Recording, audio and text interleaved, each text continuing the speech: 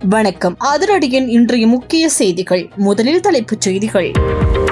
எங்களுக்கு வாழ பிடிக்கவில்லை. யாழில் தவறான முடிவெடுத்து வைத்தியசாலையில் அனுமதிக்கப்பட்ட இரட்டை சகோதரிகள் உயிரிழப்பு. வெளியான சோக சம்பவம். மகர சிறைச்சாலை சம்பவம் ஒரு திட்டமிட்ட சதி. பின்னணியில் யார்? வெளியான கடுமையான சேத விபரம். கைதிகள் தொடர்பிலும் பரவலாக பாயும் விசாரணை. அடுத்தடுத்து அம்பலமான திடுக்கிடும் தகவல்கள். தரமைந்திற்கான புலமை பரிசில் பரீட்சை. திடீரென பிறப்பிக்கப்பட்ட தடை உத்தரவு. விடுக்கப்பட்ட எச்சரிக்கை. வெளியான தகவல். நாட்டை அதிர வைத்த டெங்கு நோயாளர்களின் எண்ணிக்கை அதிகரிக்கும். உயிரிழப்புகள் மேலும் நீடிக்கலாம். மருத்துவர்கள் விடுக்கும் அவசர எச்சரிக்கை. மக்களே அவதானம். அரச சொத்துக்களை மக்களுக்காக அர்ப்பணிக்கும் அனுர. அமைச்சர்களின் பங்களாக்களை உடனடியாக இவ்வாறு மாற்றுங்கள். ஜனாதிபதி செயலகத்தில் இருந்து பறந்த அதிரடி உத்தரவு. ஈஸ்டர் தாக்குதலின் தண்டனைகள். அச்சத்தில் உறைந்து போயுள்ள முன்னாள் ஜனாதிபதி. அடுத்த கைது இவர்தான். பல திடுக்கிடும் தகவல்களை அம்பலப்படுத்திய முக்கிய புள்ளி. வெளியிடப்பட்ட கருத்துக்கள். இன்னொரு சிறை கலவரமா? இந்த முறை எத்தனை உயிர்கள்? மீண்டும் மீண்டும் அனுரவை சீண்டும் நாமல். முன்வைக்கப்பட்டுள்ள குற்றச்சாட்டுகள். ராஜபக்சர்களின் ஊழல் கைவரிசை. மற்றும் ஒரு வழக்கில் சிக்கிய கோட்டபாய. ஆட்டத்தை ஆரம்பித்த அனுர அரசு. தூக்கத்தை இழந்த ராஜபக்ச குடும்பம். வெளியான தகவல். அனுராதபுர ராஜ்யத்தை மீண்டும் ஆய்வுக்கு உட்படுத்துங்கள். ஏற்பட்டுள்ள வரலாற்று பிழைகள். சுட்டிக்காட்டப்பட்டுள்ள முக்கிய விடயம். தொடர்பான விரிவான செய்திகள். விரிவான செய்திகளுக்கு செல்லும் முன்னர் இது போன்ற செய்திகளை உடனுக்குடன் அறிந்து கொள்ள நமது அதிரடி சேனலை சப்ஸ்கிரைப் செய்து கொள்ளுங்கள். யாழ்ப்பாணத்தில் தவறான முடிவெடுத்து வைத்தியசாலையில் சிகிச்சை பெற்று வந்த 18 வயதுடைய இரட்டை சகோதரிகள் இருவரும் நேற்று உயிரிழந்துள்ளனர். சுன்னாகம் காவல்துறை பிரிவுக்குட்பட்டு புன்னாலை கட்டுவன் பகுதியைச் சேர்ந்த இரட்டை சகோதரிகளே இவ்வாறு உயிரிழந்துள்ளதாக தெரிவிக்கப்பட்டுள்ளது. இது தொடர்பில் மேலும் தெரிய வருகையில், குறித்த இரட்டை சகோதரிகள் நேற்று முன்தினம் வீட்டில் யாரும் இல்லாத சந்தர்ப்பத்தில் தங்களுக்கு தாங்களே தீ வைத்துக் கொண்டதாக தெரிவிக்கப்படுகின்றது. இதனையடுத்து தீக்காயங்களுக்கு உள்ளான இருவரும் மீட்கப்பட்டு தெள்ளிப்பள்ளி ஆதார வைத்தியசாலையில் அனுமதிக்கப்பட்டனர். பின்னர் அவர்களின் நிலைமை கவலைக்கிடமாக இருந்ததை அடுத்து மேலதிக சிகிச்சைகளுக்காக யாழ்ப்பாணம் போதனா வைத்தியசாலைக்கு மாற்றப்பட்டனர். எனினும் அங்கு தீவிர சிகிச்சைகள் வழங்கப்பட்ட போதிலும் சிகிச்சை பலனின்றி இரட்டை சகோதரிகள் இருவரும் நேற்று அதிகாலை உயிரிழந்துள்ளதாக தெரிவிக்கப்பட்டுள்ளது. வாழ்வதற்கு விருப்பமில்லாத காரணத்தினாலேயே இந்த முடிவை எடுத்ததாக, உயிரிழப்பதற்கு முன்னர் அவர்கள் வாக்குமூலம் வழங்கியதாகவும் தெரிவிக்கப்படுகின்றது.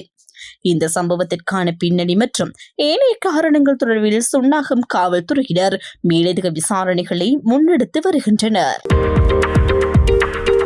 நேற்று முன்தினம் மாலை மகர சிறைச்சாலையில் ஏற்பட்ட கலவரம் குறிப்பிட்டு ஒரு தரப்பினரால் திட்டமிட்டு மேற்கொள்ளப்பட்டிருக்கலாம் என தாம் உறுதியாக நம்புவதாக சர்வதேச மனித உரிமைகள் அமைப்பின் நிர்வாக பணிப்பாளர் சுபாஷனா சுபாவிக்ரம தெரிவித்துள்ளார்.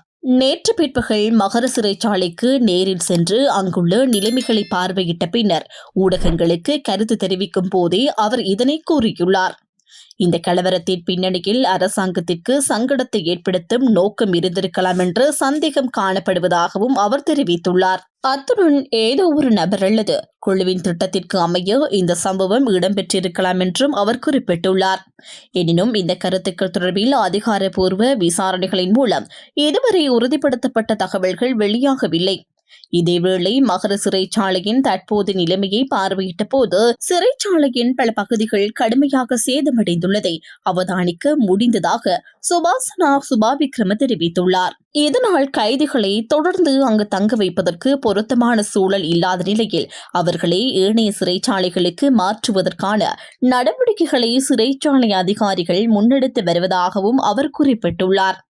இந்த நிலையில் மகர சிறைச்சாலையில் தடுத்து வைக்கப்பட்டுள்ள கைதிகளை இந்த மாதம் 4 மற்றும் 5 திகதிகளில் பார்வையாளர்கள் சந்திப்பதற்கு அனுமதி வழங்கப்பட மாட்டாது என மகர சிறைச்சாலை கண்காணிப்பாளர் தெரிவித்துள்ளார். நேற்று முன்தினம் ஏற்பட்ட கலவரம் மற்றும் அதனால் ஏற்பட்ட சொத்து சேதங்களை கருத்தில் கொண்டே இந்த நடவடிக்கை எடுக்கப்பட்டுள்ளதாக தெரிவிக்கப்பட்டுள்ளது. இதற்கிடையில் மகர சிறைச்சாலையில் இருந்து ஏனைய சிறைச்சாலைகளுக்கு மாற்றப்பட்ட கைதிகளின் பெயர் பட்டியல் சிறைச்சாலைக்கு வெளியே காட்சிப்படுத்தப்பட்டுள்ளது. இதன்படி இதுவரை 104 கைதிகள் 7 வெவ்வேறு சிறைச்சாலைகளுக்கு மாற்றப்பட்டுள்ளதாக தெரிவிக்கப்பட்டுள்ளது. மேலும் கலவரத்தின் போது காயமடைந்து வைத்தியசாலையில் அனுமதிக்கப்பட்டுள்ள கைதிகளின் பெயர் பட்டியலும் சிறைச்சாலைக்கு வெளியே காட்சிப்படுத்தப்பட்டுள்ளது. இந்த சம்பவத்தில் காயமடைந்து வைத்தியசாலையில் அனுமதிக்கப்பட்ட கைதிகளின் எண்ணிக்கை தற்போது 10 அதிகரித்துள்ளதுடன் ஒரு கைதி உயிரிழந்துள்ளதாகவும் தெரிவிக்கப்பட்டுள்ளது. இதேவேளை கலவரத்தினால் மகர சிறைச்சாலை வளாகத்தில் ஏற்பட்டுள்ள சேதங்கள் தொடர்பில் சிறைச்சாலைகள் திணைக்களத்தின் ஊடக பேச்சாளர் AC கஜநாயக்கு தகவல் வெளியிட்டுள்ளார். அதன்படி சிறைச்சாலையின் சமையலறை, புனர்வாழ்வு கட்டிடம் மற்றும் அலுவலகம், தலைமை சிறை கட்டுப்பாட்டாளர் அலுவலகம் மற்றும் சிறைச்சாலை வைத்தியசாலை உள்ளிட்ட பல பகுதிகள் சேதமடைந்துள்ளதாக அவர் தெரிவித்துள்ளார். மகர சிறைச்சாலையில் ஏற்பட்ட கலவரம் தொடர்பான விசாரணைகள் தொடர்ந்து முன்னெடுக்கப்பட்டு வரும் நிலையில் கலவரத்திற்கான உண்மையான காரணம் மற்றும் அதன் பின்னணியில் திட்டமிட்ட குழுக்கள் ஏதேனும் இருந்தனவா என்பது தொடர்பான மேலதிக தகவல்கள் விசாரணைகளின் பின்னரே தெரிய வரும் என எதிர்பார்க்கப்படுகின்றது.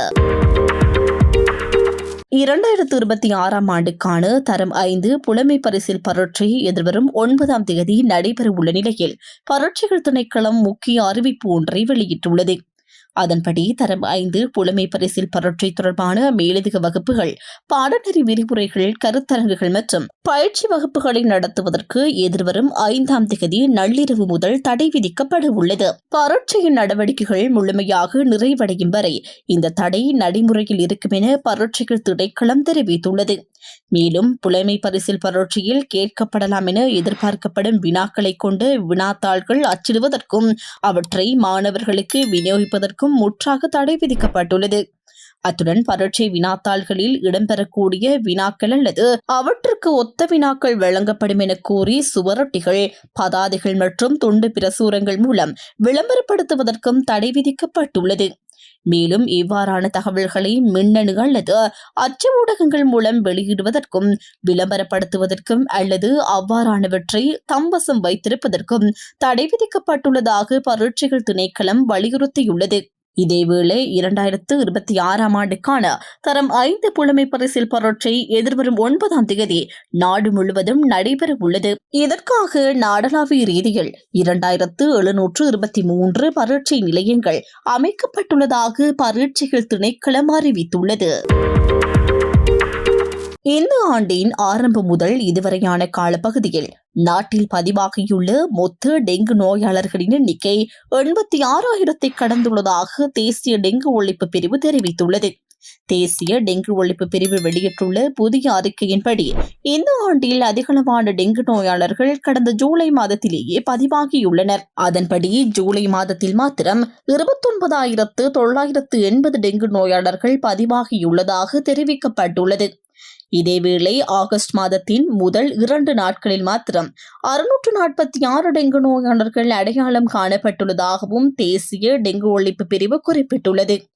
மாவட்ட அடிப்படையில் பார்க்கும்போது நாட்டிலேயே அதிகளவிலான டெங்கு நோயாளர்கள் கம்பஹா மாவட்டத்தில் பதிவாகியுள்ளனர். கம்பஹா மாவட்டத்தில் இதுவரை 18,249 டெங்கு நோயாளர்கள் பதிவாகியுள்ளதாக தெரிவிக்கப்பட்டுள்ளது. அதற்கு அடுத்தபடியாக கொழும்பு மாவட்டத்தில் 17,048 டெங்கு நோயாளர்கள் பதிவாகியுள்ளதாக தேசிய டெங்கு ஒழிப்பு பிரிவு தெரிவித்துள்ளது. இதேவேளை இந்த ஆண்டில் இதுவரை டெங்கு நோய் காரணமாக 62 பேர் உயிரிழந்துள்ளதாகவும் தெரிவிக்கப்பட்டுள்ளது. நாட்டில் டெங்கு பரவல் தொடர்ந்து காணப்படும் நிலையில் நாடு முழுவதும் உள்ள 137 சுகாதார வைத்திய அதிகாரி பிரிவுகள் தொடர்ந்தும் டெங்கு அதி அபாய வலயங்களாக அடையாளம் காணப்பட்டுள்ளதாக தேசிய டெங்கு ஒழிப்பு பிரிவு வெளியிட்டுள்ள அறிக்கையில் குறிப்பிடப்பட்டுள்ளது.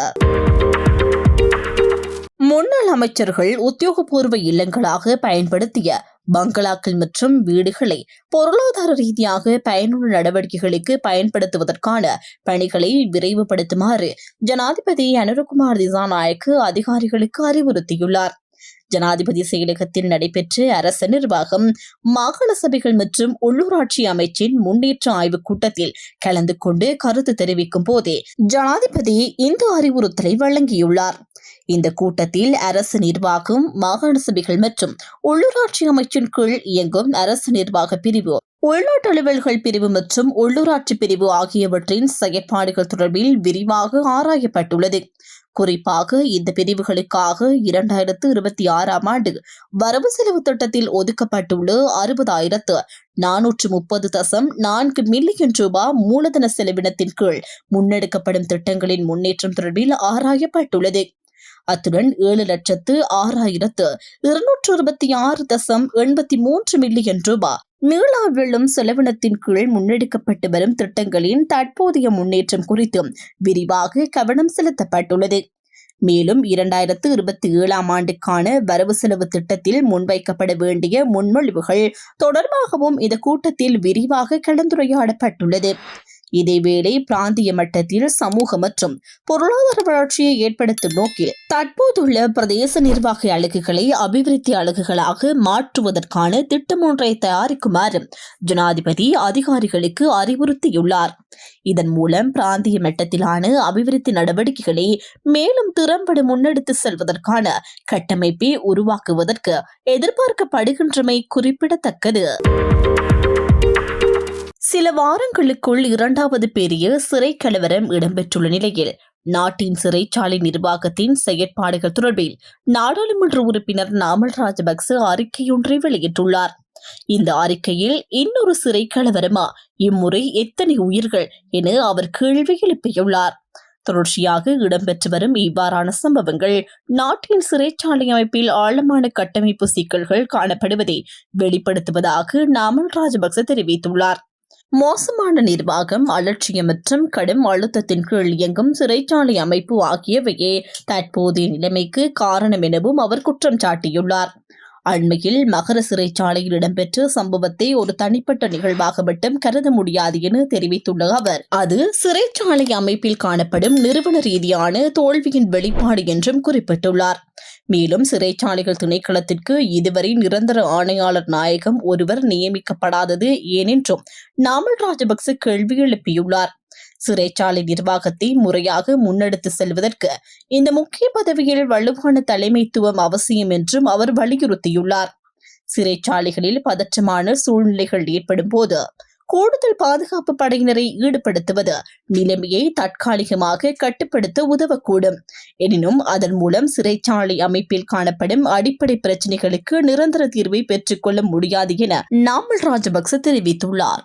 அத்துடன் சிறைச்சாலைகளில் நிலவும் அதிகப்படியான நெரிசல், போதிய வசதிகள் இல்லாமை, தரமான சுகாதார சேவைகளின் பற்றாக்குறை மற்றும் போதுமான மறுவாழ்வு திட்டங்கள் இல்லாமை உள்ளிட்ட பிரச்சினைகளுக்கு உடனடியாக கவனம் செலுத்தப்பட வேண்டும் என்றும் அவர் வலியுறுத்தியுள்ளார். இந்த பிரச்சினைகளுக்கு நீண்டகால சீர்திருத்தங்களை மேற்கொள்வதன் மூலமே நிலையான தீர்வை பெற்றுக்கொள்ள முடியும் என்றும் அவர் தெரிவித்துள்ளார்.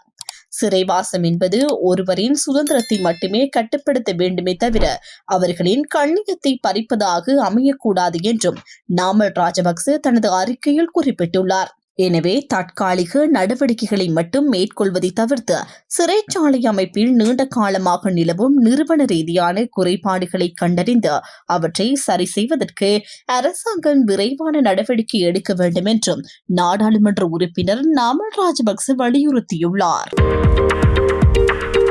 இலங்கையின் புராதன தலைநகரமான அனுராதபுரத்தின் வரலாற்று மற்றும் அதன் இன மத அடையாளங்கள் தொடர்பாக வரலாற்று ஆய்வாளர் சிவா சின்னப்போடி எழுதிய ஆய்வு கட்டுரை ஒன்று தற்போது சமூக வலைதளங்களில் மீண்டும் கவனம் பெற்றுள்ளது. கடந்த 2000ஆம் ஆண்டு தாம் எழுதிய இந்த ஆய்வு கட்டுரையை தற்போது மீண்டும் பகிர்ந்துள்ள அவர், அனுராதபுரத்தின் வரலாறு தொடர்பாக நீண்ட காலமாக நிலவி வரும் புரிதல்களை மறு ஆய்வுக்கு உட்படுத்த வேண்டிய அவசியம் இருப்பதாக வலியுறுத்தியுள்ளார். குறித்த கட்டுரையில் அனுராதபுரம் சிங்களவர்களுக்கே உரித்தான வரலாற்று தலைநகரம் என்ற பார்வை பெரும்பாலும் மகாவசம் உள்ளிட்ட பிற்கால வரலாற்று நூல்களை அடிப்படையாக கொண்டு உருவாக்கப்பட்டுள்ளதாக அவர் குறிப்பிட்டுள்ளார். மேலும் மகாவம்சம் தேரவாத பௌத்த பார்வையின் அடிப்படையில் எழுதப்பட்ட நூலாக இருப்பதால் அதில் குறிப்பிடப்பட்டுள்ள தகவல்களை ஏனைய வரலாற்று ஆதாரங்கள், கல்வெட்டுக்கள் மற்றும் தொல்பொருள் சான்றுகளுடன் ஒப்பிட்டு ஆராய வேண்டியது அவசியம் என்றும் அவர் தெரிவித்துள்ளார். அனுராதபுரத்தின் ஆரம்ப கால அரசர்கள் அக்கால மக்களின் மொழி, பண்பாடு, வழிபாடு முறைகள் மற்றும் அரசியல் அமைப்புகள் தொடர்பான பல்வேறு வரலாற்று ஆதாரங்களையும் கல்வெட்டுகளையும் மேற்கோள் காட்டியுள்ள சிமா சின்னப்பொடி அக்காலத்தில் வாழ்ந்த மக்களின் இன மற்றும் மொழி அடையாளங்கள் தொடர்பாகவும் பல்வேறு கேள்விகளையும் எழுப்பியுள்ளார். அதேபோன்று எல்லாளன் மற்றும் தொட்டகை முனியிடையே இடம்பெற்ற போர் தொடர்பாக இன்று பரவலாக முன்வைக்கப்படும் தமிழர் சிங்களர் மோதல் என்ற விளக்கத்திலிருந்து மாறுபட்ட கருத்தையும் அவர் தனது ஆய்வில் முன்வைத்துள்ளார். இந்த மோதலை இன அடிப்படையிலான போராக மட்டும் பார்க்காமல் அக்காலத்தில் நிலவிய பௌத்த அரசியல் மற்றும் மத மேலாதிக்கம் உள்ளிட்ட காரணிகளின் பின்னணியிலும் புரிந்து கொள்ள வேண்டும் என்பது அவரது கருத்தாகும். அத்துடன் பௌத்தம் இலங்கைக்கு அறிமுகமான விதம், தேரவாத மற்றும் மகாயான பௌத்த பிரிவுகளுக்கு இடையில் காணப்பட்ட முரண்பாடுகள், தமிழகத்திற்கும் இலங்கைக்கும் இடையிலான வரலாற்று தொடர்புகள் மற்றும் அனுராதபுரத்தின் அரசியல் பரிணாமம் உள்ளிட்ட பல்வேறு விடயங்களையும் அவர் தமது கட்டுரையில் விரிவாக ஆராய்ந்துள்ளார்.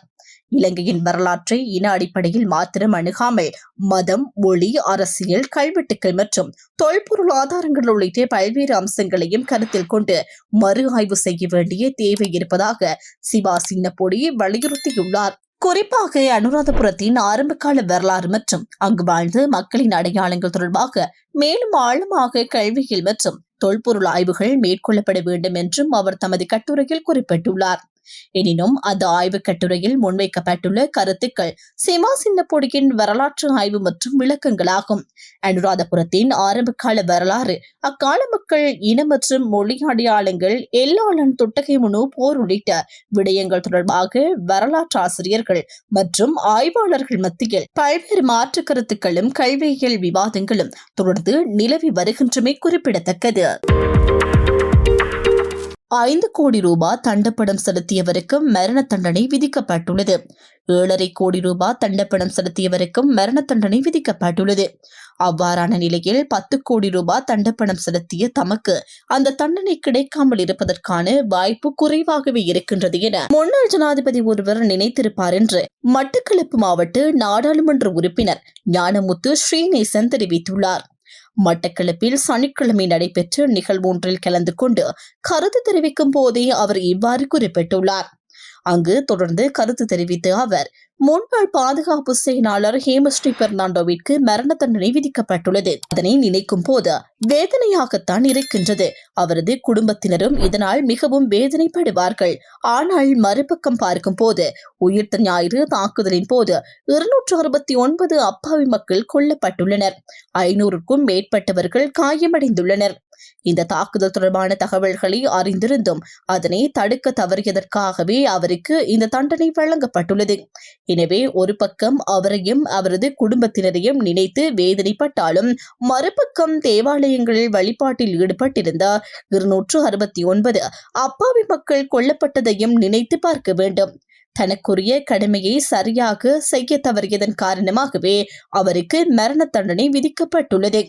இந்த தீர்ப்பை பார்த்தவுடன் இன்னும் சிலருக்கும் கலக்கம் ஏற்பட்டிருக்கும். அவருடன் மரண தண்டனை விதிக்கப்பட்டுள்ள முன்னாள் காவல்துறை மாதிபர் 7.5 கோடி ரூபாய் தண்டப்பணம் செலுத்தியவர், முன்னாள் பாதுகாப்பு செயலாளர் 5 கோடி ரூபாய் தண்டப்பணம் செலுத்தியவர், இன்னும் ஒருவர் 10 கோடி ரூபாய் தண்டப்பணம் செலுத்தியுள்ளார். அவர் முன்னாள் ஜனாதிபதி ஒருவர். 5 கோடி ரூபாய் செலுத்தியவருக்கும் மரண தண்டனை, 7.5 கோடி ரூபாய் செலுத்தியவருக்கும் மரண தண்டனை விதிக்கப்பட்டிருக்கின்ற நிலையில் 10 கோடி ரூபாய் செலுத்திய தமக்கு அந்த தண்டனை கிடைக்காமல் இருப்பதற்கான வாய்ப்பு குறைவாகவே இருக்கின்றது என அவர் தற்போது சிந்தித்துக் கொண்டிருக்கலாம். அது மாத்திரமின்றி உயிர்த்த ஞாயிறு குண்டு தாக்குதலின் சூத்திரதாரியாக இருப்பதாக கூறப்படும் இருவர் தற்போது உள்ளே இருக்கின்றார்கள். அவர்களுக்கும் கலக்கம் ஏற்பட்டிருக்கும். தங்களுக்கும் என்ன நடக்குமோ என்பது தொடர்பில் அவர்கள் சிந்தித்துக் கொண்டிருப்பார்கள். அவர்களுக்கும் தண்டனை கிடைப்பதற்கான வாய்ப்பு இருப்பதாக அவர் குறிப்பிட்டார். இதற்கு மேலாக இந்த தாக்குதலை இயக்கிய சூத்திரதாரியாக முன்னாள் ஜனாதிபதி ஒருவர் இருப்பதாகவும் ஸ்ரீநேசன் குற்றம் சாட்டினார். ஏனையவர்களுக்கும் இவ்வாறான தண்டனைகள் விதிக்கப்பட்டுள்ள நிலையில் தமக்கும் இத்தகைய தண்டனை கிடைக்கக்கூடிய வாய்ப்பு இருக்கின்றது என நினைத்து அந்த முன்னாள் ஜனாதிபதிக்கும் தற்போது கலக்கம் ஏற்பட்டிருக்கும் என நாடாளுமன்ற உறுப்பினர் ஞானமுத்து ஸ்ரீநேசன் தெரிவித்துள்ளார். அரசுக்கு சொந்தமான ரக்னா பாதுகாப்பு லங்கா நிறுவனத்திற்கு மாதந்தோறும் கிடைக்க வேண்டிய சுமார் 4 லட்சம் அமெரிக்க டாலர் வருமானத்தில் 80% அவென்ட் கார்ட் நிறுவனத்திற்கு வழங்கும் வகையில் அப்போதைய பாதுகாப்பு அமைச்சின் செயலாளராக இருந்து கோட்டாபய ராஜபக்ச தலையிட்டதாக கோப் குழு விசாரணையில் தகவல்கள் வெளியாகியுள்ளன. ரக்னா பாதுகாப்பு லங்கா நிறுவனம் தொடர்பாக நாடாளுமன்ற கோப் குழுவில் நடைபெற்ற விசாரணையின் போதே இந்த தகவல்கள் முன்வைக்கப்பட்டுள்ளன. அத்துடன் குறித்து அரசு நிறுவனத்திற்கு சொந்தமான 219 துப்பாக்கிகள் அவென்ட் கார்ட் நிறுவனத்திற்கு வழங்கப்பட்டிருந்ததாகவும் அவற்றில் 139 துப்பாக்கிகள் தற்போது எங்கு உள்ளன என்பதை கண்டறிய முடியாத நிலை காணப்படுவதாகவும் விசாரணையின் போது தெரிவிக்கப்பட்டுள்ளது. கோட்டாபய ராஜபக்சவின் நெருங்கியவராக கூறப்படும் நிசங்க சேனாதிபதிக்கு சொந்தமான அவென்ட் கார்ட் நிறுவனத்திற்கு மாதந்தோறும் சுமார் 3,20,000 அமெரிக்க டாலர் வருமானம் கிடைக்கும் வகையில் இந்த ஏற்பாடு செய்யப்பட்டதாக கோப் குழுவில் தெரிவிக்கப்பட்டுள்ளது. இந்த நடவடிக்கைக்கு அமைச்சரவை அனுமதி பெறப்படவில்லை என்றும் இதன் காரணமாக அரசுக்கு கிடைக்க வேண்டிய சுமார் 4 லட்சம் அமெரிக்க டாலர் மாதாந்த வருமானத்தில் பெரும்பகுதி தனியார் நிறுவனத்திற்கு சென்றதாகவும் விசாரணையின் போது சுட்டிக்காட்டப்பட்டுள்ளது. இந்த விவகாரம் தொடர்பான கோப் குழு விசாரணையின் விரிவான காணொளியும் தற்போது வெளியாகியுள்ளது. அவென்ட் கார்ட் கடல்சார் பாதுகாப்பு நிறுவனம் தொடர்பான சர்ச்சைகள் இலங்கையில் நீண்ட காலமாக பேசப்பட்டு வருகின்றன. மஹிந்த ராஜபக்சவின் ஆட்சி காலத்தில் கோட்டாபய ராஜபக்ச பாதுகாப்பு அமைச்சின் செயலாளராக பதவி வகித்த காலப்பகுதியில் அவென்ட் கார்ட் நிறுவனத்தின் செயற்பாடுகள் பெருமளவில் விரிவடைந்ததாக குற்றச்சாட்டுகள் முன்வைக்கப்பட்டிருந்தன. அதுவரை அரசு நிறுவனங்களுக்கு நேரடியாக கிடைத்து வந்த சர்வதேச கடல்சார் பாதுகாப்பு சேவைகள் மற்றும் ஆயுத களஞ்சிய பராமரிப்பு உள்ளிட்ட நடவடிக்கைகள் மூலம் கிடைத்த வருமானத்தின் ஒரு பகுதி அவென்ட் கார்ட் தனியார் நிறுவனத்திற்கு சென்றதாகவும் குற்றச்சாட்டுகள் எழுந்திருந்தன. பாதுகாப்பு அமைச்சின் கீழ் இயங்கிய ரக்னா பாதுகாப்பு லங்கா நிறுவனத்துடன் அவென்ட் கார்ட் நிறுவனம் மேற்கொண்ட ஒப்பந்தமும் அக்காலத்தில் பெரும் சர்ச்சையை ஏற்படுத்தியிருந்தது. இந்த ஒப்பந்தத்தின் மூலம் அரசாங்கத்திற்கு சொந்தமான ஆயுதங்களை தனியார் நிறுவனத்தின் கட்டுப்பாட்டில் பயன்படுத்துவதற்கு அனுமதிக்கப்பட்டதாகவும் அதற்காக அப்போதைய பாதுகாப்பு செயலாளர் கோட்டாபய ராஜபக்ச தனது அதிகாரத்தை தவறாக பயன்படுத்தியதாகவும் குற்றச்சாட்டுகள் முன்வைக்கப்பட்டிருந்தன. 2015 ஆண்டு மைத்திரிபால சிறிசேன மற்றும் ரணில் விக்ரமசிங்க தலைமையிலான நல்லாட்சி அரசாங்கம் ஆட்சிக்கு வந்ததைத் தொடர்ந்து அவென்ட் கார்ட் நிறுவனத்தின் செயற்பாடுகள் தொடர்பாக பல்வேறு விசாரணைகள் முன்னெடுக்கப்பட்டன. இதன் தொடர்ச்சியாக காலி கடற்பரப்பில் நிறுத்தப்பட்டிருந்த அவென்ட் கார்ட் நிறுவனத்துடன் தொடர்புடைய கப்பலில் மேற்கொள்ளப்பட்ட சோதனையின் போது பெருமளவிலான துப்பாக்கிகள் மற்றும் தோட்டாக்கள் கண்டுபிடிக்கப்பட்டமே அக்காலத்தில் பெரும் சர்ச்சையை ஏற்படுத்தியது. அவென்ட் கார்ட் நிறுவனத்துடனான நடவடிக்கையால் அரசாங்கத்திற்கு பில்லியன் கணக்கான ரூபாய் வருமான இழப்பு ஏற்பட்டதாகவும் குற்றச்சாட்டுகள் முன்வைக்கப்பட்டதுடன் இது தொடர்பாக கோட்டாபய ராஜபக்ச நிசங்க சேனாதிபதி உள்ளிட்டோருக்கு எதிராக சட்ட நடவடிக்கைகளும் முன்னெடுக்கப்பட்டன. எனினும் அவென்ட் கார்ட் தொடர்பான சில முக்கிய வழக்குகளில் பிரதிவாதிகள் பின்னர் நீதிமன்றங்களால் விடுவிக்கப்பட்டிருந்தனர்.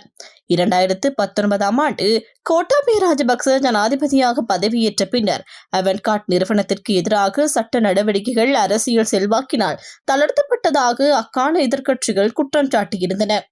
2021 ஆண்டு மே மாதத்தில் ஆயுதங்கள் தொடர்பான முக்கிய வழக்கு ஒன்றிலிருந்து நிசங்க சேனாதிபதி உள்ளிட்ட பிரதிவாதிகள் கொழும்பு மேல் நீதிமன்றத்தால் விடுவிக்கப்பட்டிருந்தனர். இதேவேளை நிசங்க சேனாதிபதி கோட்டாபய ராஜபக்சவுடன் தொடர்புடைய வியத் மக அமைப்புடன் நெருக்கமாக செயற்பட்டதாகவும் அரசியல் ரீதியாக குற்றச்சாட்டுகள் முன்வைக்கப்பட்டிருந்தன.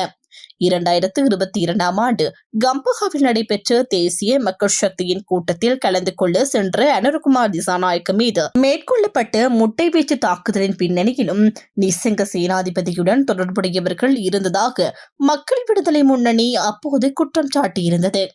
தற்போதைய அரசாங்கம் ஆட்சிக்கு வந்த பின்னர் அவென்ட் கார்ட் நிறுவனத்தின் கடந்த கால நடவடிக்கைகள் மற்றும் அதன் கடல்சார் பாதுகாப்பு நடவடிக்கைகள் தொடர்பான விவகாரங்கள் மீண்டும் கவனத்திற்கு கொண்டுவரப்பட்டுள்ளன.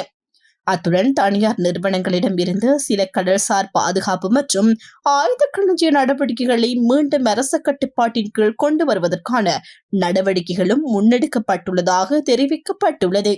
கடந்த 2025 ஆண்டு ஜூன் மாதத்தில் பழைய ஊழல் குற்றச்சாட்டுகள் தொடர்பான விசாரணைகளுக்காக நிசங்க சேனாதிபதி மீண்டும் லஞ்சம் அல்லது ஊழல் பற்றிய சான்றிதழ்களை புலனாய்வு செய்வதற்கான ஆணைக்குழுவிற்கு அழைக்கப்பட்டதாகவும் தெரிவிக்கப்பட்டிருந்தது.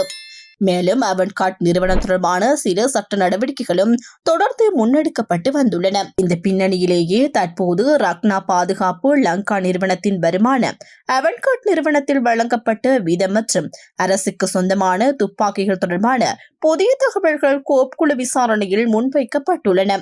எனினும் கோப் குழுவில் முன்வைக்கப்பட்டுள்ள விடயங்கள் உள்ளிட்ட குற்றச்சாட்டுகள் தொடர்பான இறுதியான சட்ட பொறுப்பு உரிய விசாரணைகள் மற்றும் நீதிமன்ற நடவடிக்கைகளின் அடிப்படையிலேயே தீர்மானிக்கப்படும் என்பது குறிப்பிடத்தக்கது. இத்துடன் அதிரடியின் இன்றைய முக்கிய செய்திகள் நிறைவடைகின்றன. எமது செய்தி தொடர்பான உங்களுடைய கருத்துக்களை மறக்காமல் கமெண்டில் பதிவிடுங்கள். மேலும் இதுபோன்ற செய்திகளை உடனுக்குடன் அறிந்து கொள்ள நமது அதிரடி சேனலை சப்ஸ்கிரைப் செய்து தொடர்ந்து இணைந்திடுங்கள்.